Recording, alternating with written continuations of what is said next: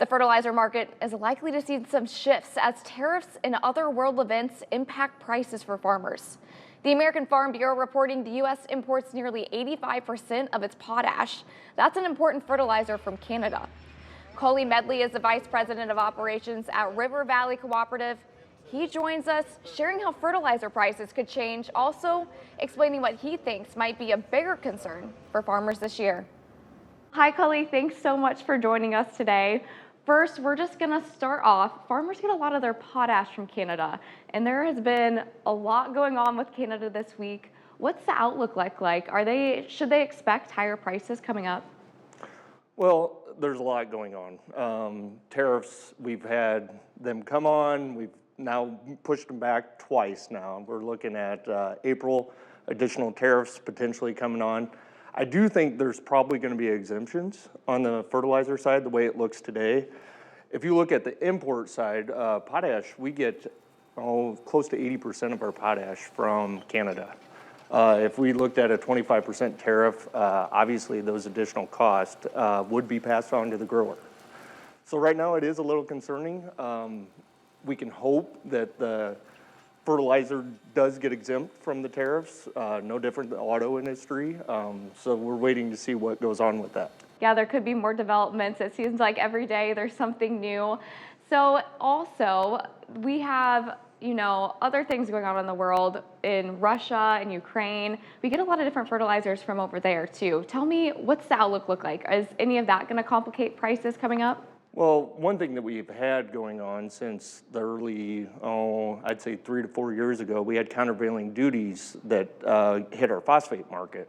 A lot of our phosphate market coming over from Russia and the Moroccans, we've had tariffs, which would be countervailing duties, has affected our phosphate market. So now you're looking at the potash side, we're being affected obviously from the Canada potential tariffs. So all of our, and even our nitrogen, we get roughly 10% of our nitrogen out of Canada.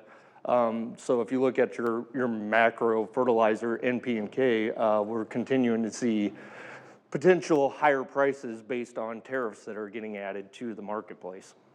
Yeah, and where does this stop? I mean, I know in COVID, there was a lot of price increases all over the board, but especially for fertilizer. What can farmers expect over the next few years? I think a lot of it is, I think we will work this through. I think right now it's a lot up in the air.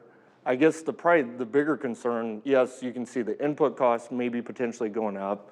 But when you look at exports, our commodities that we're selling to Mexico, Canada, and even the soybeans to China, you start looking at those products and what we can also price ourselves out of the market is probably more concerning. Input costs, I think we will come to agreement. I do think there's probably some negotiation that is going to get done.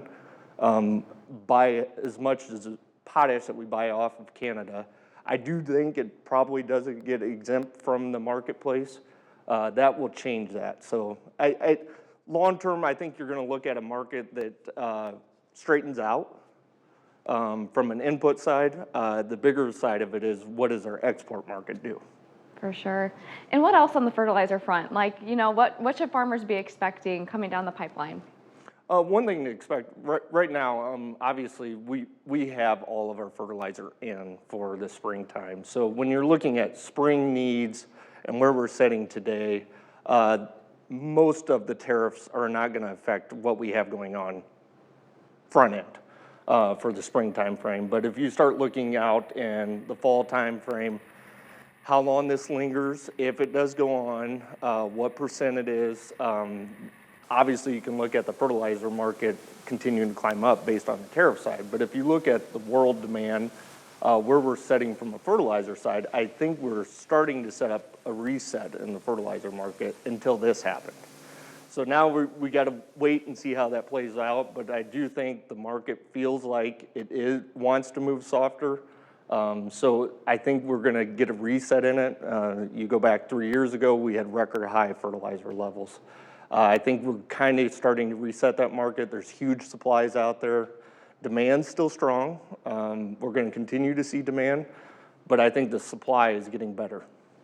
Very good. Well, thank you so much, Cully, for your expertise here today, and we'll probably have you maybe back on in the fall to talk more about what's That'd be going great. on then. So thank you. Thank you.